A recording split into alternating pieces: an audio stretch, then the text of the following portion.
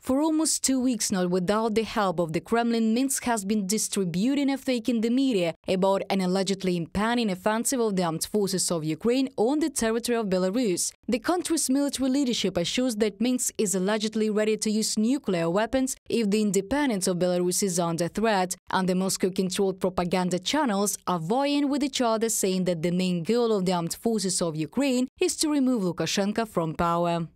Recently, Belarus has intensified its objections to the strengthening of Ukraine in the Zhytomyr region. Ukraine is not a threat to them. On the contrary, we are forced to defend ourselves, including in the Belarusian direction, because Belarus continues to support terrorists and at the one time opened the border to Russian invaders. Andriy Demchenko, representative of the State Border Guard Service of Ukraine, Belarusian Service of Radio Liberty, quotes: At the same time, Belarus itself, on June the 21st, the day after the State Border Committee announced an alleged increase in the Ukrainian group on the border, suddenly began checking the readiness of its troops. During this time, Belarusian bodyguards reported about alleged shooting of Ukrainian UATVs down and about the movements of Russian volunteer corps fighters and about caches with components for the manufacture of explosive devices on the border. However, no reliable evidence was found for all this.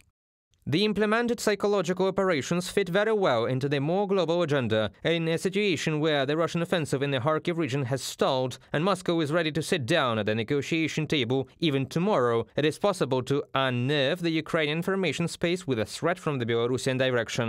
From the material by the Belarusian Hayun on Telegram.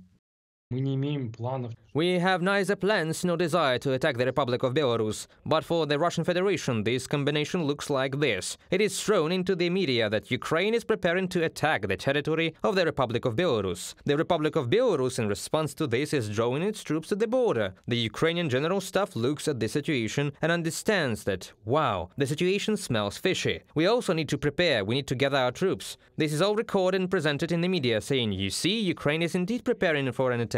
We were right, the equipment is moving, and so on. And thus we are stretched in a split, maximum tension, which in principle is what the Russian Federation needs now. Despite the fake nature of the statements coming from Minsk, we should not forget that Belarus poses a direct military threat to Ukraine, experts remind. After all, it was from the territory of Belarus that a part of the Russian troops entered Ukraine on February the 24th, 2022, who occupied the northern regions and killed civilians, for example in Bucha, Borodyanka and Irpin. Experts are confident that the chance of a repeat offensive from the north is small at the moment.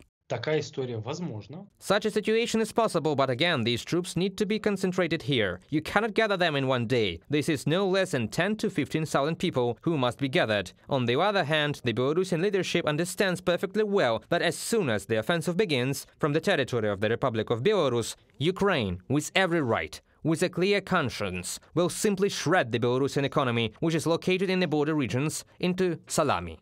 The attacks on Russian oil refineries, which are located hundreds of kilometers from the border with Ukraine, were indicative for Lukashenko, experts are sure. Reported by Diana Kolesnik, Larissa Petruk, UATV News.